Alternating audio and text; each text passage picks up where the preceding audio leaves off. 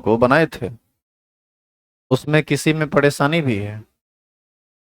तो आज हम लोग नया टॉपिक स्टार्ट करते हैं, और ये बेसिक का लास्ट टॉपिक है। आप याद कीजिए, आप सिलेबस में जब आप ट्वेल्थ का ऑर्गेनिक केमिस्ट्री स्टार्ट कर रहे थे,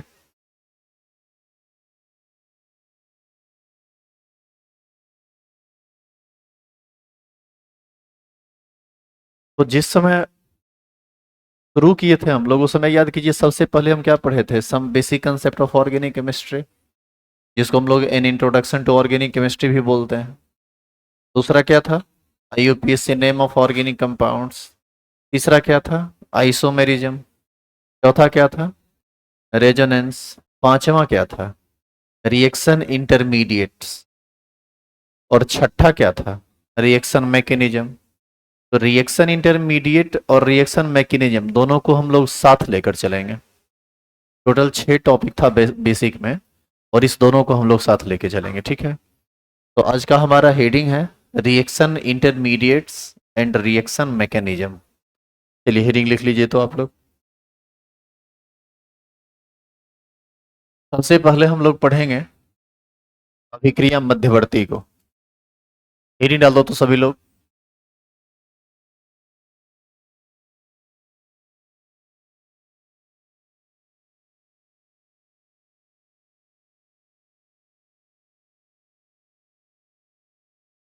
रिएक्शन इंटरमीडिएट्स, हिंदी में बाबू इसको बोला जाता है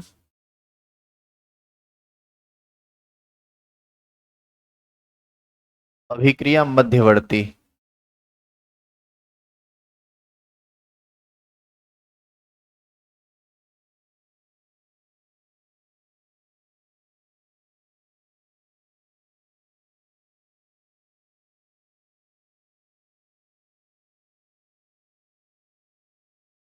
तो इस टॉपिक के अंतर्गत आपको सबसे पहले इसी को परिभाषित करना होगा कि अभिक्रिया मध्यवर्ती क्या होता है।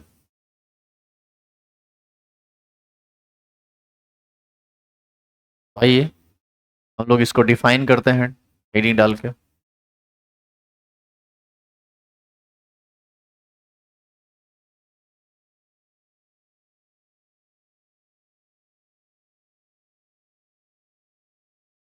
जो भी लोग लाइव जुड़े हुए हैं सभी को गुड मॉर्निंग भाई।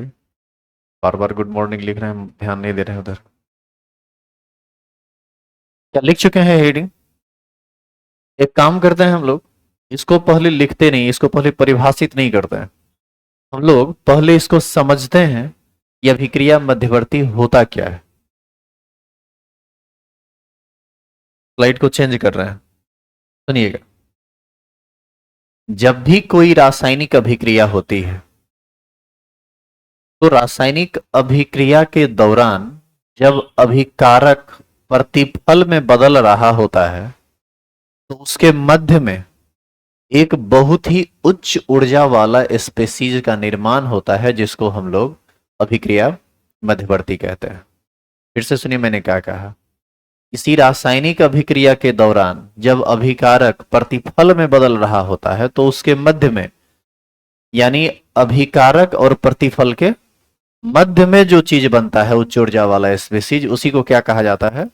अभिक्रिया मध्यवर्ती। यही हम इसकी परिभाषा भी लिखाएंगे, लेकिन एक एग्जाम्पल से इसको और बेहतर तरीके से आप समझ सकते हैं और सीख सकते हैं।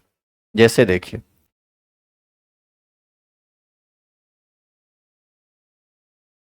CH3OH, थोड़ा बताओ तो इसका नाम क्या है?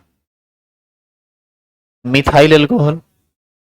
इसी में यदि हम ये ले लें CH3CH2OH, बताओ ये क्या है? ये इथाइल एल्कोहल है, इथेनॉल है। मान लीजिए कि आप इसका रासायनिक अभिक्रिया कराना चाहते हैं HBr के साथ, जो कि एक स्ट्रॉन्ग एसिड है। HBr, hydrogen bromide. कैसे टूटेगा HBr? H प्लस में और Br माइनस। एक चीज ध्यान रहे कि HBr एक इनऑर्गेनिक सब्सटेंस है, इनऑर्गेनिक, अकार्बनिक। और ये क्या है?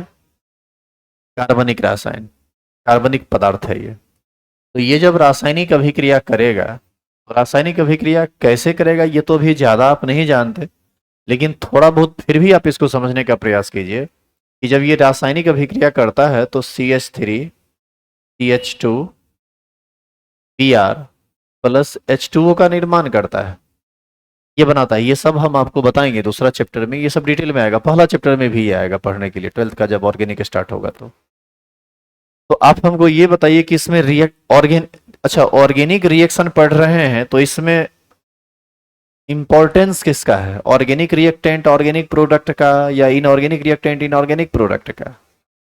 ऑर्गेनिक रिएक्शन पढ़ रहे हैं तो उसमें ऑर्गेनिक रिएक्टेंट ऑर्गेनिक प्रोडक्ट हमारे लिए ज्यादा इंपॉर्टेंट है, तो हम उसी को फोकस करके उसी को सेंटर में रख के सारी बातों को समझने का प्रयास करेंगे। तो बताइए ये ऑर्गेनिक रिएक्टेंट है, कार्बनिक अभिकारक, हाँ या ना? तो ये हो गया आपका रिएक्टेंट। ये भी तो अकार्बनिक सब्सटेंस है, वाटर, ये भी कार्बनिक नहीं है, ये भी अकार्बनिक है। लेकिन थोड़ा इसको बताइए तो, यह कार्बनिक प्रोडक्ट है, कार्बनिक प्रतिफल है ये, तो ये है प्रोडक्ट। बताइए तो दोनों में अंतर क्या है? CH3CH2OH और CH3CH2Br। ध्यान से देखिए, ये एल्कोहल फैमिली से आता है और ये एल्काइल हैलाइड फैमिली से आता है। इसको आप इथाइल ब्रोमाइड या ब्रोमो इथेन कह सकते हैं, और ये इथाइल एल्कोहल या इथेनॉल है, हाँ या ना? तो आप ये बताओ कि एक ही फैमिली का चीज दूसरे फैमिली में कन्वर्ट कर गया कैसे? केमिकल रिएक्शन करके, जिसमें रिएक्टेंट किसमें कन्वर्ट किया? प्रोडक्ट में। तो इस रिएक्टेंट और प्रोडक्ट के बीच में जो बना होगा वही क्या कहलाता है? अभिक्रिया मध्यवर्ती। अब आप ये बताइए कि डायरेक्ट तो उसमें कन्वर्ट किया नहीं होगा, बीच में कुछ तो बात हुई होगी, हाँ या ना? एक्चुअल में होता कुछ ऐसे है, इस रिएक्शन को आगे जब आप पढ़िएगा तब आपको ये बात समझ में आएगा। HBr टूटता है कैसे? H प्लस में और Br माइनस में। उसके बाद यहां का जो प्रोसेस है, ये मैकेनिज्म आप जब समझोगे तब आपको ज्यादा बढ़िया समझ में आएगा। वहां पर हम आपको समझाएंगे कि ये लोन पेयर इस H प्लस पर अटैक किया, यहां से H2O निकल गया। लेकिन अभी आपको वो भाषा हमारी समझ में आपको आएगी नहीं, क्योंकि वो थोड़ा कंसेप्चुअल लैंग्वेज है, तो हम बहुत इजी लैंग्वेज में आपको समझा देते हैं। H प्लस और Br, हालांकि ये बहुत सही नहीं है तरीका, लेकिन आपको समझ इसी में आएगा, अभी वो समझ में नहीं आएगा क्योंकि वो अभी आप पढ़े नहीं है। तो HBr कैसे टूटा है? H प्लस में और Br माइनस में। अच्छा ये बताइए, यहां पर कार्बन और ऑक्सीजन में किसका इलेक्ट्रोनिगेटिविटी ज्यादा है? ऑक्सीजन का। कार्बन का इलेक्ट्रोनिगेटिविटी कम है। ऐसी स्थिति में ये बॉन्ड टूटता है, और जब ये बॉन्ड टूटता है तो दोनों का दोनों इलेक्ट्रॉन चला जाता है किसके पास? ऑक्सीजन के पास। और ऐसी स्थिति में O पर आ जाता है माइनस और इस पर आ जाता है प्लस। इसका मतलब ये हुआ कि HBr जो टूटा था H प्लस और Br माइनस में, उसी प्रकार ये मॉलिक्यूल कैसे कैसे टूटा? CH3 CH2 प्लस में और OH माइनस में। देखिए ये जो चीज बना ना, ये एक्चुअल में यही, अब थोड़ा बताओ तो, ये रिएक्टेंट है कि प्रोडक्ट है? ये ना ही रिएक्टेंट है और ये ना ही प्रोडक्ट है। काहे नहीं है? रिएक्टेंट होता तो इसमें OH लगा होता, प्रोडक्ट होता तो इसमें Br लगा होता। तो यही क्या कहला रहा है? अभिक्रिया मध्यवर्ती। क्यों? क्योंकि यह इस रासायनिक अभिक्रिया के मध्य में बना है। एक बात और जानिए, कोई भी अभिक्रिया मध्यवर्ती बहुत ही कम समय के लिए बनता है, बहुत ही कम समय के लिए। रिएक्टेंट से अभिक्रिया मध्यवर्ती बना, अभिक्रिया मध्यवर्ती से प्रोडक्ट बना। यानी रिएक्टेंट से पहले क्या बनेगा? रिएक्शन इंटरमीडिएट, और फिर क्या बनेगा? प्रोडक्ट। तो रिएक्टेंट से प्रोडक्ट बनने के मध्य में जो चीज बना, बहुत कम समय अंतराल के लिए बहुत उच्च ऊर्जा वाला स्पेसीज, उसी को हम क्या बोलते हैं? अभिक्रिया मध्यवर्ती। उम्मीद करें कि अब आपको यह बात थोड़ा बहुत समझ में आया है। तो इस रिएक्शन के लिए अभिक्रिया मध्यवर्ती यही कहलाएगा। अब देखो रिएक्शन हुआ कैसे होगा? H प्लस और OH माइनस मिलके क्या बनाया होगा? H2O। तो इनऑर्गेनिक प्रोडक्ट है उससे, और ऑर्गेनिक रिएक्शन में इनऑर्गेनिक प्रोडक्ट से ज्यादा मतलब नहीं होता है। ऑर्गेनिक रिएक्शन में रिएक्शन के बैलेंसिंग से भी ज्यादा मतलब नहीं होता है। आप इस दो चीज को इग्नोर करके चल सकते हैं, ऑर्गेनिक रिएक्शन में कोई दिक्कत नहीं है। यदि हम यहाँ पर H2O नहीं भी लिखते तो कोई पहाड़ पड़ने वाला नहीं है। क्योंकि जो आदमी इस रिएक्शन को इतना तक पहुंचा दिया उसको निश्चित रूप से ये पता होगा कि यहाँ पर वाटर बना होगा। तो उसको आप लिखें ना लिखें कोई ज़्यादा फर्क नहीं पड़ता है। वो सब आपको जब ऑर्गेनिक का मेन टॉपिक स्टार्ट होगा तो हम और डिटेल में बताएंगे। तो यही कहलाएगा अभिक्रिया मध्यवर्ती। आगे बढ़े अब। इसकी परिभाषा क्या हम लिख सकते हैं बताइए। हम लिखेंगे वह उच्च ऊर्जा वाला स्पेसीज जो किसी रासायनिक अभिक्रिया के दौरान अभिकारक से प्रतिफल बनने के मध्य में बहुत कम समय अंतराल के लिए बनता है, उसे हम अभिक्रिया मध्यवर्ती कहते हैं। क्या किसी को भी प्रॉब्लम है इसमें? अब सुनो, यहां से दिक्कत नहीं होना चाहिए, क्या है कि अब धीरे धीरे ऑर्गेनिक का मेन मेन रिएक्शन आना स्टार्ट हो जाएगा और चैप्टर आपका स्टार्ट हो जाएगा। तो यहीं से आप समझते रहिएगा तो सब दिन समझ में आता रह जाएगा। यहां से गड़बड़ाएगा तो समझिए गड़बड़ा जाएगा, इसीलिए गड़बड़ाने नहीं देना है। चलिए डिफाइन कीजिए तो इसको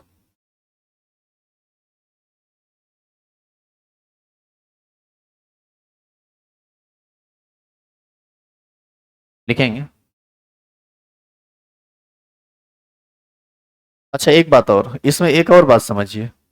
हम यहाँ पर बोल रहे हैं कि वह उच्च ऊर्जा वाला स्पेसीज, इसका मतलब है कि अभिक्रिया मध्यवर्ती की ऊर्जा बहुत ज्यादा होती है। क्यों ज्यादा होती है अब आप इसको समझिए। ये बताओ कि ये बॉन्ड टूटेगा तब न अभिक्रिया मध्यवर्ती का निर्माण होगा। और बंधन क्या अपने आप टूट जाएगा? बंधन तोड़ने के लिए आपको अपनी तरफ से एनर्जी देनी पड़ेगी या वो इन्वायरमेंट से एनर्जी ग्रहण करेगा। तो निश्चित है कि इसकी जो नॉर्मल ऊर्जा है, जो पहली ऊर्जा थी, वो ऊर्जा नहीं रहेगी और इसकी ऊर्जा बढ़ जाएगी। अच्छा, जब इसकी ऊर्जा बढ़ गई और ये अभी बढ़े हुए ऊर्जा के अवस्था में है, यही चीज जब बी आर माइनस के साथ जुड़ेगा तो प्लस और माइनस एक दूसरे के साथ आकर्षित होगा, ऊर्जा धीरे धीरे निकल जाएगी तो फिर वो स्टेबल हो जाएगा। इसका मतलब है कि रिएक्टेंट और प्रोडक्ट इस दोनों से अधिक ऊर्जा वाला स्पेसीज होता है कौन? अभिक्रिया मध्यवर्ती। क्लियर है ये? इसीलिए हम इसकी शुरुआत ही इसी शब्द से करते हैं, वह उच्च ऊर्जा वाला स्पेसीज। लिखेंगे वह उच्च ऊर्जा वाला स्पेसीज जो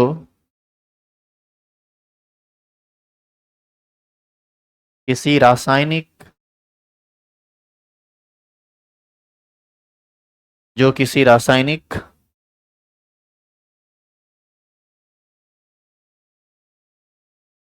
अभिक्रिया के दौरान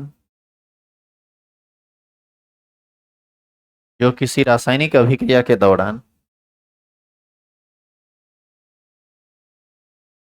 अभिकारक से प्रतिफल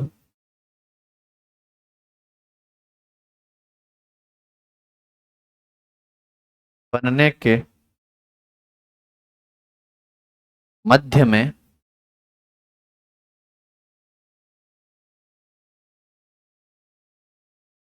बहुत कम समय के लिए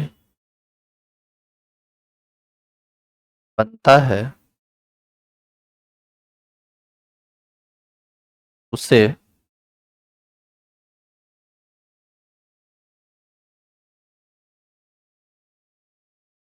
अभिक्रिया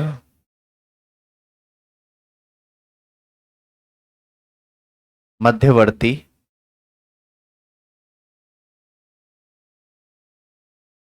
कहते हैं।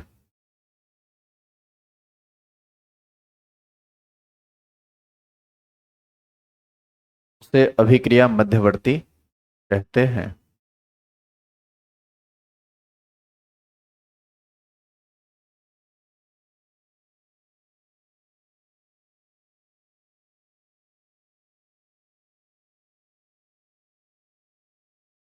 हो गया?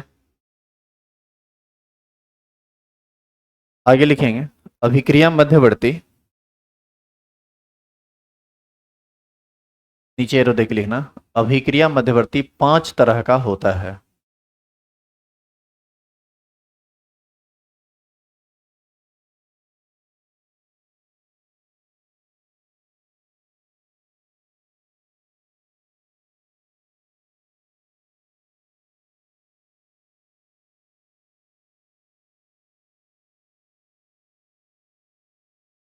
नंबर 1,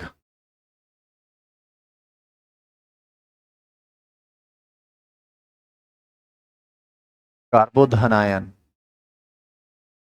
इंग्लिश में इसको बोलते हैं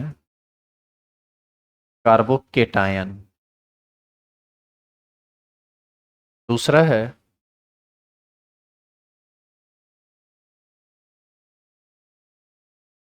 कार्बोरिनायन। इंग्लिश में इसको कार्बोएनायन या कार्बेनियन बोला जाता है।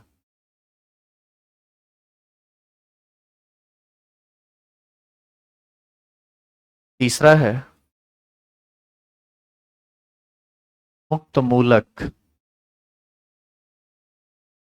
इंग्लिश में इसको फ्री रेडिकल बोला जाता है। चौथा है नाइट्रीन। इंग्लिश में भी इसको हम लोग नाइट्रीन ही बोलते हैं। और पांचवा है कार्बीन।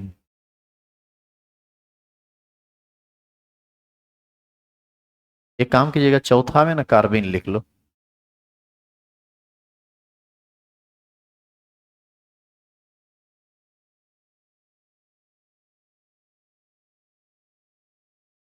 और नाइट्रीन पांचवा में।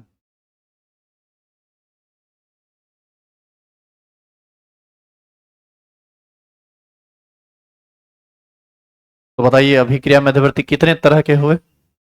5 तरह के। इसमें आपके लिए सबसे ज्यादा जरूरी जो अभिक्रिया मध्यवर्ती है वो पहला 3 है, कार्बोधनायन, कार्बोरिनायन और मुक्त मूलक। और इस 3 में जो सबसे ज्यादा जरूरी है वो 2 है, एक कार्बोधनायन और दूसरा मुक्त मूलक। इसका यूज बहुत ज्यादा आपको होगा पूरे रिएक्शन मैकेनिज्म में जब आप 12th का ऑर्गेनिक पढ़ेंगे उस टाइम।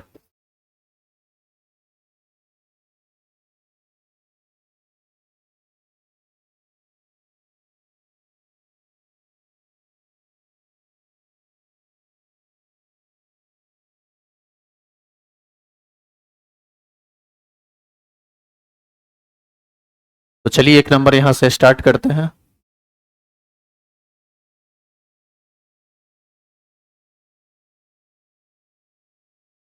एक आदमी पूछ रहे हैं कि सर कॉलेज के बारे में आपके पास कोई अपडेट आया है? देखो कॉलेज के बारे में तो कोई अपडेट नहीं है अभी। जो पहले था वही है कि 75% आपका उपस्थिति होना ही चाहिए तभी फॉर्म भरने दिया जाएगा। लेकिन अच्छा एक बात बताइए कि आपका एडमिशन 12th में हुआ है मार्च में, मार्च अप्रैल में? नहीं हुआ है, अभी तक एडमिशन भी नहीं हुआ है।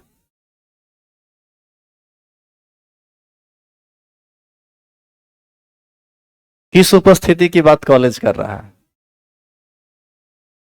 अंधेर नगरी चौपट राजा। मतलब कॉलेज में एडमिशन नहीं हुआ है अभी तक? अभी पढ़ाता कौन चीज है कॉलेज में? कोई जाते हैं कॉलेज आप लोग की? आप लोग किस क्लास में बैठा था, 11th में कि 12th में? पूछते नहीं है कि सर एडमिशन भी नहीं हुआ है तो 12th में गए कैसे हम लोग? एडमिशन हुआ होगा, रजिस्ट्रेशन शायद नहीं हुआ होगा।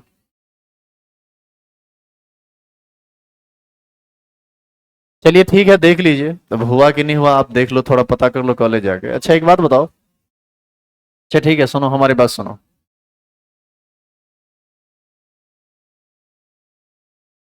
चलिए हो गया है कुछ, बहुत सारे लोगों का एडमिशन हुआ है। अच्छा सुनिए हमारी बात सुनिए ना, यदि एडमिशन हुआ भी तो हमको लगता है कि मार्च अप्रैल में तो नहीं हुआ होगा। अच्छा अभी से टाइट किया है तो बच्चा यदि जाना भी स्टार्ट करे तो अभी से करेगा। तो शुरू से 75% तो ऐसे भी किसी का अटेंडेंस पूरने वाला नहीं है, क्योंकि 50% क्लास तो सबका छूट चुका है। अब जो 50% टाइम बचा हुआ है इसी में ना 75% जोड़ेगा।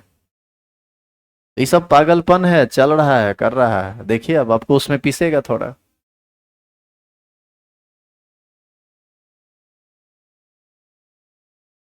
देखते हैं। वैसे टाइम को लेके कोई ज्यादा परेशानी तो आपको नहीं होना चाहिए। देखो जो लोग यहाँ आ सकते हैं आइए, नहीं आ सकते तो टेंशन मत लीजिए, आपकी पढ़ाई किसी भी स्थिति में अवरुद्ध नहीं होगी। आप आके पढ़िए या फिर ऑनलाइन पढ़ लीजिए, ऐप से जुड़ जाइए ऑर्गेनिक केमिस्ट्री से। तो होगा तो हम ऑर्गेनिक केमिस्ट्री में वो जो 99 वाला है उसी में हम टोटल चीज पढ़ा देंगे, रेस्ट ऐसे भी ऑर्गेनिक बचा हुआ है, दो को चैप्टर अब बचा हुआ है, तो पढ़ा देंगे वो दो चैप्टर भी उसी में लाइव। अब जहां से हैं वहीं से जुड़ जाइए 99, लेकिन खर्च करना पड़ेगा आपको, क्योंकि क्योंकि उसमें हम भी आपको नहीं जोड़ सकते हैं, वो ऐप के थ्रू ही आप जुड़ सकते हैं, उसमें हमारा कोई राइट है ही नहीं। वो आप जाएंगे जुड़ेंगे, आपको यदि हम जोड़ेंगे तो मेरा 90 रुपये 99 कट जाएगा, और हम अपना कटने देंगे नहीं। तो ये कर लीजिए, बाद में यदि क्रैश कोर्स वगैरह होता है तो वो भी उसी पर हो जाएगा, आप टेंशन मत लीजिए। हाँ, क्रैश कोर्स फ्री में हो जाएगा। खून भी अपना निकाल के थोड़ा नहीं दे दें तुम्हारे शरीर में, क्या कहेगा। चलो, लिखो नंबर 1।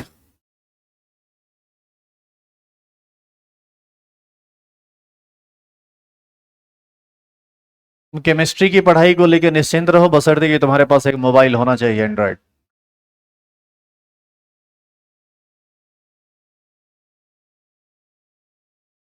जो भी लोग जहां से हैं, हिंदी मीडियम से, इंग्लिश मीडियम से, बिहार बोर्ड से, यूपी बोर्ड से, सीबीएसई से, आईसीएससी से,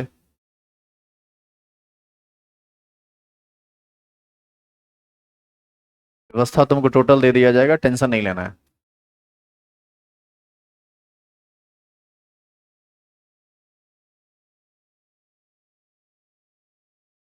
एक लड़का बोल रहा है कि सर बोले हैं 10 दिन भी यदि क्लास कर लिया ना लगातार तो 75% का अटेंडेंस दे दिया जाएगा। तो कर लीजिए ना आप लोग, बंद कर दें क्या 10 दिन क्लास? हम भी 10 दिन कहीं घूमने चले जाएंगे। बगल में है तो कर लीजिए, कर लेना चाहिए आपको। चलिए, अब जैसे मैनेज होता है मैनेज कीजिए, परेशानी हमें भी है, परेशानी आपको भी, अब क्या कर सकते हैं हम। चलिए इसको परिभाषित करो तो, डिफाइन करो तो। लिखेंगे, वह अभिक्रिया मध्यवर्ती, इसकी परिभाषा लिखिए।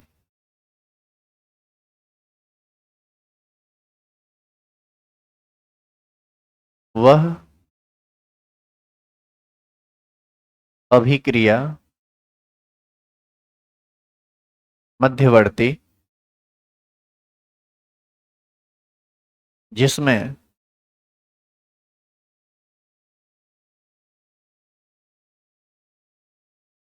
कार्बन परमाणु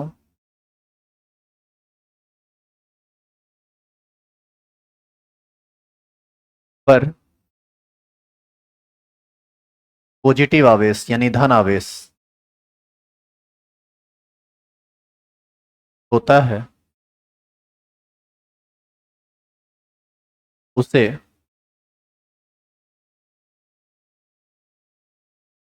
कार्बोधनायन कहते हैं।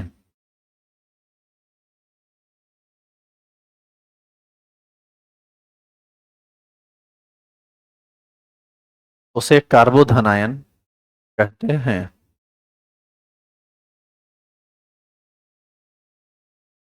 अच्छा, अभी जो हम रिएक्शन लिख रहे थे उसमें जो रिएक्शन इंटरमीडिएट आया था, आप याद कीजिए, यही ना आया था, CH3CH2 प्लस। ये प्लस चार्ज किस पर है? कार्बन पर। अब देखो ना, नाम से स्पष्ट है, कार्बो धनायन, कार्बन पर धन आवेश होगा अभिक्रिया मध्यवर्ती में, तो वो क्या कहलाएगा? कार्बो धनायन। तो इसका कुछ एग्जाम्पल हम लोग लिख लेते हैं। देखिए, तो इसका एग्जाम्पल जैसे CH3 प्लस, जैसे CH3CH2 प्लस, और भी बहुत सारे एग्जाम्पल हो सकता है, लेकिन कुछ एग्जाम्पल हम लोग लिख लेते हैं। इसमें ETC लगा के छोड़िए।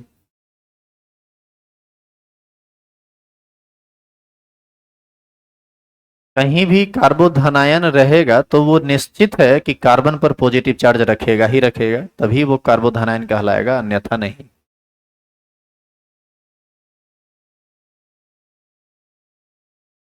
जो भी लोग लाइव जुड़े हुए हैं, आप लोग को समझ में आ रहा है?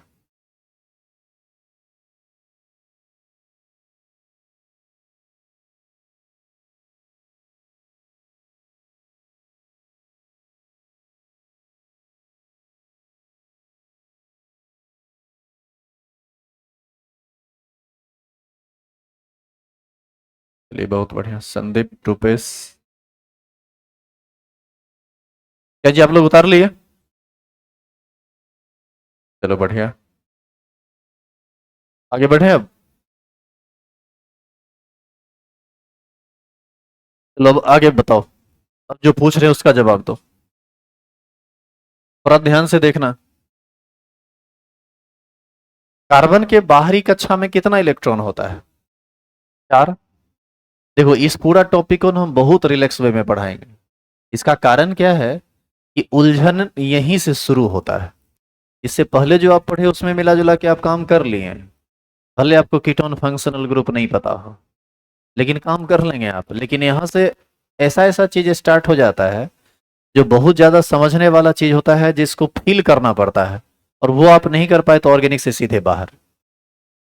वैसे भी ट्वेल्थ का शुरू करना था ऑर्गेनिक, हम 11th को लेके चले। इसका कहीं ना कहीं कुछ मतलब होता है ना जी, हमारे पास उतना वक्त नहीं है कि हम आपके साथ दिन काटें। तो जो जरूरी चीज है उसी को हम उठाए हैं और उसी को बता रहे हैं। तो इसको तो कहीं से भी आपको इग्नोर नहीं करना चाहिए। और पढ़ने के बाद भूल जाते हैं आप यदि, तो बताइए आप गुनाह करते हैं। देखो, कार्बन के वैलेंस शेल में कितना इलेक्ट्रॉन होता है? 4। तुम यदि एक पॉजिटिव चार्ज दे दिए कार्बन पर, तो इसका मतलब अब बचा कितना? 3। क्योंकि एक पॉजिटिव चार्ज देने का मतलब है कि तुमने एक इलेक्ट्रॉन निकाल लिया, तो बचा कितना? 3। अब बताइए ये कार्बन मात्र कितना बंधन बना सकता है? 3 बंधन बना सकता है, हाँ या ना? अब यदि इस तीनों बंधन के साथ हाइड्रोजन जुड़ जाए, तो बताओ इसी को हम CH3+ कहेंगे, हाँ या ना? इसको बोला जाता है मिथाइल कार्बोकेटायन। क्या बोलेंगे इसको? क्लियर है यहां तक? अब देखो, यदि तुम इसके जगह पर H न जोड़ के यदि तुम एक कार्बन जोड़ दिया, तो कार्बन जोड़ दिया तो कार्बन के साथ अब तो हाइड्रोजन भी लगेगा। अब न इसका 3 बॉन्ड पूरा हो, 4 बॉन्ड पूरा होगा। इसमें तो 4 बॉन्ड पूरा करने के लिए 3 हाइड्रोजन जोड़ना पड़ेगा। तो बताइए ये CH3 है क्या? तो अब देखो कंपाउंड क्या बनेगा। अब कंपाउंड बनेगा, बोलो जल्दी क्या बनेगा? CH3 CH2, बस यही ना बनेगा। मान लीजिए कि यहां भी आप CH3 कर दिए, तो अब क्या बन गया? CH3 CH+, हाँ या ना? और यहां भी यदि तुम CH3 जोड़ दिए, तब क्या बन गया? CH3 C पर प्लस, इधर भी CH3, इधर भी CH3। क्या कोई परेशानी है इसमें? लेकिन ये सब क्या बना नहीं बना ये सब तो खैर बाद की बात है, और ये टाइप्स ऑफ कार्बोकेटायन के अंतर्गत आ जाता है। हम बस ये आपको समझाने का प्रयास कर रहे थे कि जिस कार्बन पर पॉजिटिव चार्ज रहता है वह 3 से अधिक बंधन नहीं बना सकता है। चाहे वह बंधन सारे के सारे बंधन हाइड्रोजन के साथ बना ले, एक हाइड्रोजन 2 कार्बन से बना ले, दो हाइड्रोजन एक कार्बन से बना ले, या तीनों जगह कार्बन जोड़े, वो 3 से ज्यादा बंधन नहीं बना सकता है। और ऐसी स्थिति में इस कार्बन के पास 3 बंधन है, तो 2 इलेक्ट्रॉन इधर, 2 इलेक्ट्रॉन इधर, 2 इलेक्ट्रॉन इधर। बताइए कुल मिला के कितना इलेक्ट्रॉन हो पाया? 6। इसका सीधा मतलब है कि कार्बोधनायन जो होता है वह इलेक्ट्रॉन की कमी वाला स्पीसीज होता है, हाँ या ना? क्यों? क्योंकि अष्टक पूरा करने के लिए इसको चाहिए था कितना? 8। है कितना? तो जितना चाहिए था उससे कम है। तो हम कह सकते हैं कि यह इलेक्ट्रॉन डेफिशिएंट स्पेसीज है, यह इलेक्ट्रॉन की कमी वाला स्पेसीज है। और धनात्मक आवेशित कार्बन के पास केवल इलेक्ट्रॉन है। तो लिखेंगे नीचे एरो देके। एग्जाम्पल लिख चुके हैं ना आप? लिखिए तो। कार्बोधनायन, नीचे एरो देके आपको लिखना है।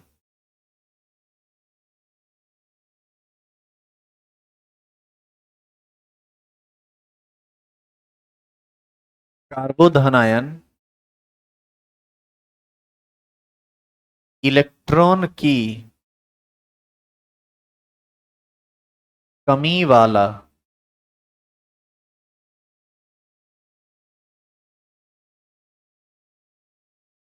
स्पेसीज होता है।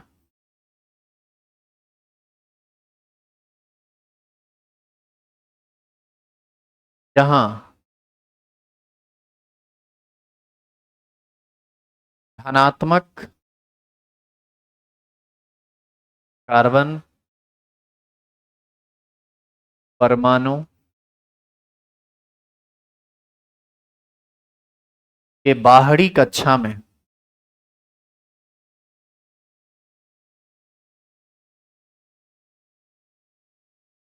केवल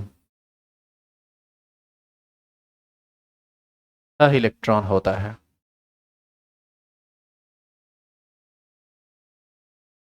तो यहां से तुम एक बात दिमाग में सेट कर लेना कि कार्बोधनायन जो है वह इलेक्ट्रॉन की कमी वाला स्पेसीज है, उसमें इलेक्ट्रॉन की कमी है, यानी वह इलेक्ट्रॉन का भूखा है। यदि उसको संभव हो तो इलेक्ट्रॉन चाहिए, यदि वो कोई देने वाला आए तो उसका वो जरूर स्वागत करेगा और उसे इलेक्ट्रॉन ग्रहण करने का हमेशा प्रयास करेगा। ये दिमाग में सेट रखना है। क्या यहां तक आप लोग लिख चुके हैं? आगे लिखेंगे। टाइप्स ऑफ कार्बोकेटायन, इतना इंग्लिश चलेगा ना जी? Types of carbocation.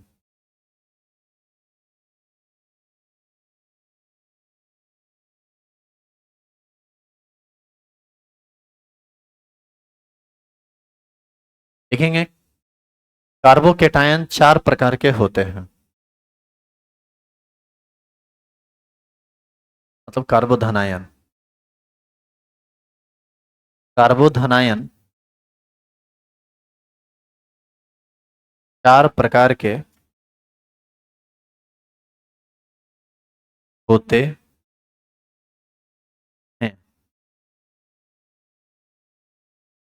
कार्बोधनायन चार प्रकार के होते हैं।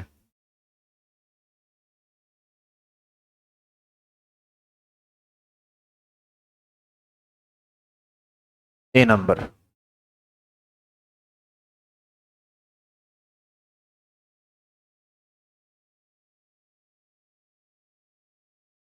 Methyl carbocation.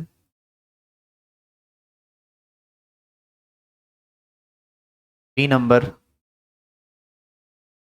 1 degree carbocation. C number,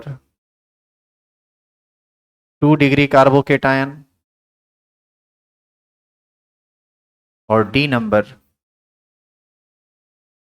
3 degree carbocation.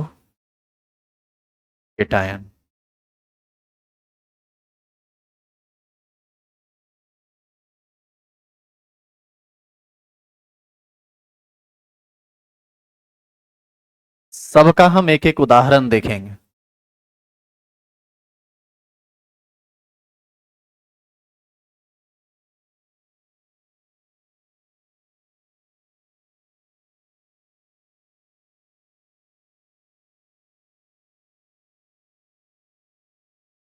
क्या सभी लोग यहां तक लिख चुके हैं? आगे बढ़ो।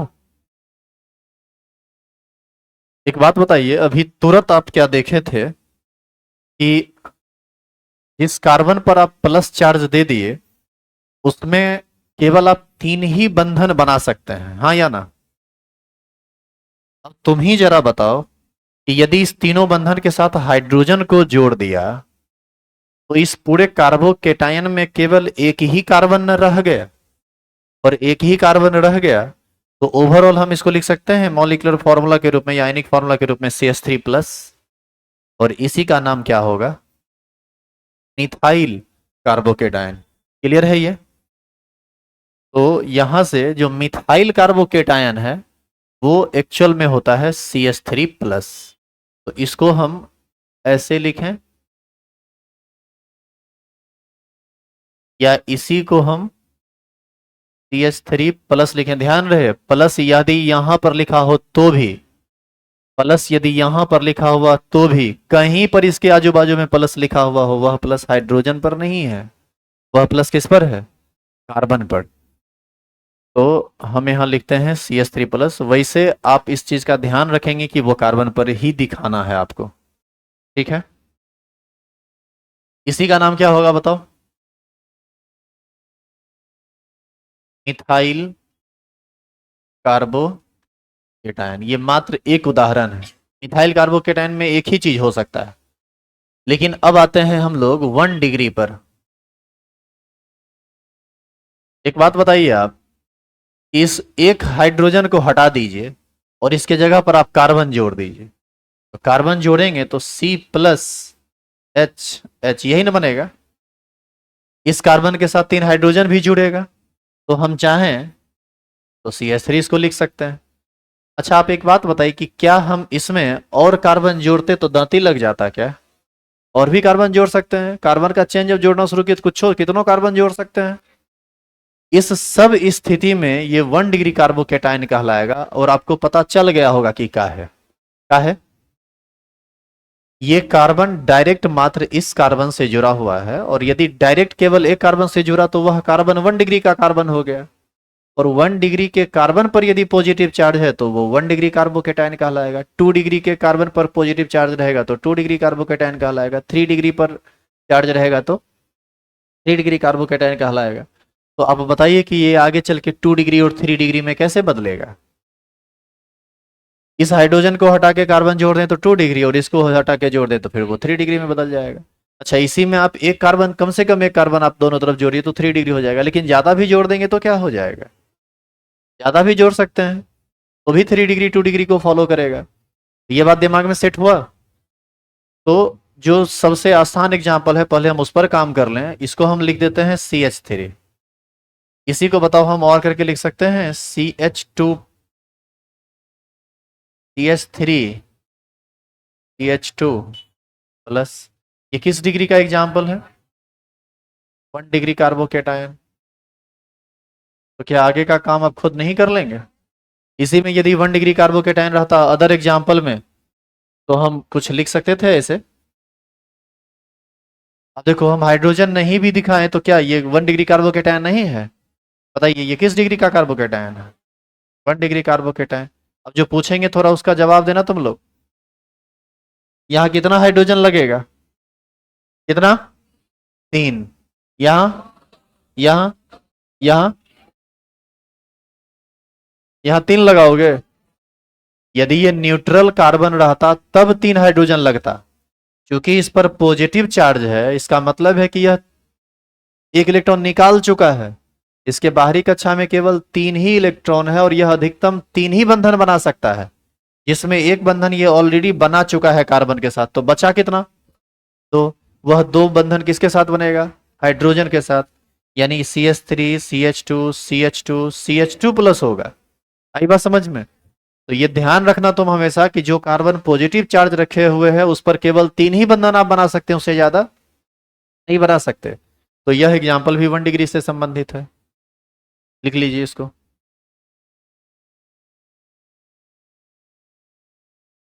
जल्दी कीजिए इसका 3 डिग्री 2 डिग्री और 3 डिग्री वाला एग्जाम्पल करके छुट्टी दिया जाएगा। कल कल आपको बताया जाएगा स्टेबिलिटी ऑफ कार्बोकेटायन। और कल से टॉपिक का रफ्तार थोड़ा तेज हो जाएगा क्योंकि आज इसका पहला क्लास था।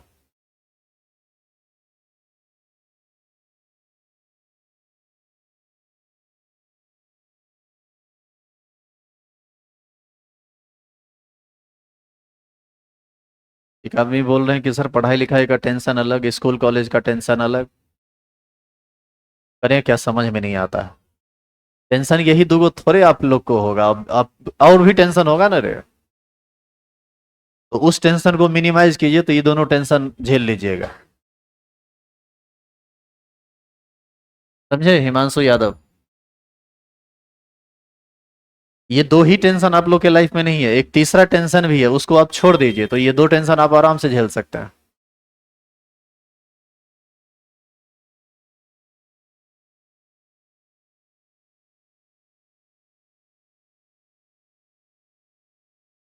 ऐसे कॉलेज जाओ ना रे, कॉलेज वाले जाना चाहिए।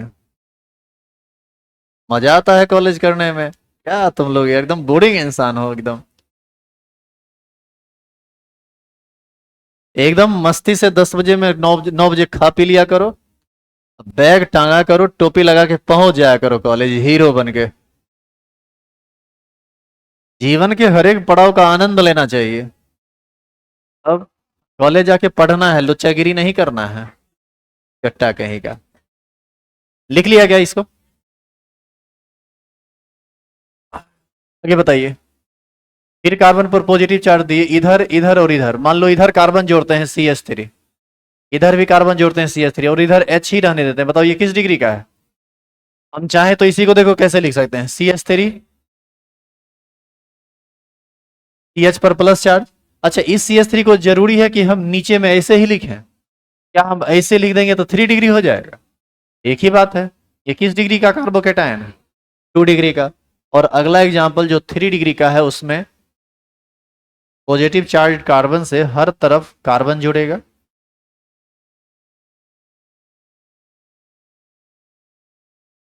ये 3 डिग्री का कार्बोकेटायन होगा। तो आप ये मत समझना कि 3 डिग्री का बस एक एग्जाम्पल है, इसमें अब कार्बन का चेंज हो रहे तो आप लगातार जोड़ सकते हैं, इसमें और भी उदाहरण बहुत सारा हो सकता है। बताइए ये किस डिग्री का कार्बोकेटायन है? 3 डिग्री का। तो ये बहुत आसान है, आप सिर्फ कार्बन का टाइप देख लो जिस पर पॉजिटिव चार्ज है, वो कार्बन जिस डिग्री का होगा कार्बोकेटायन भी उसी डिग्री का होगा। क्लियर है? लेकिन आप बताइए तो मिथाइल कार्बोकेटायन का क्या दूसरा एग्जाम्पल पॉसिबल है? कतई नहीं, वो संभव ही नहीं है। तो ये भी कहलाएगा 3 डिग्री।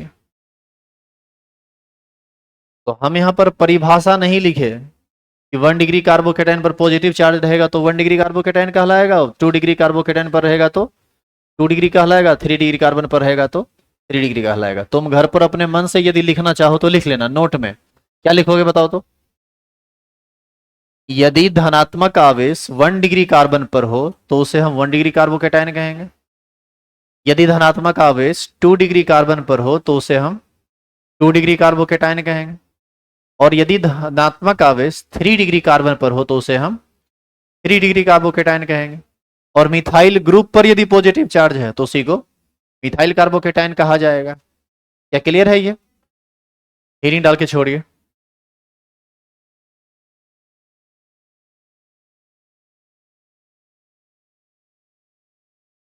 स्टेबिलिटी ऑफ कार्बोकेटायन, कार्बोधनायन की स्थिरता के बारे में हम लोग नेक्स्ट क्लास में पढ़ेंगे। चलिए, जो भी लोग लाइव हैं एक बार कमेंट कर डालिए, समझ में आया पूरा क्लास?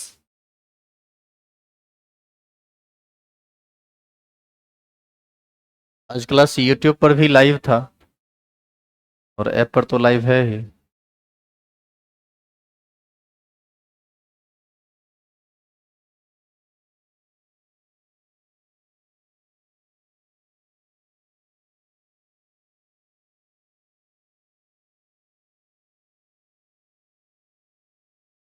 चलिए, सरदार डिजिटल ऐप से जुड़े हुए हैं संदीप कुमार, प्रशांत भूषण।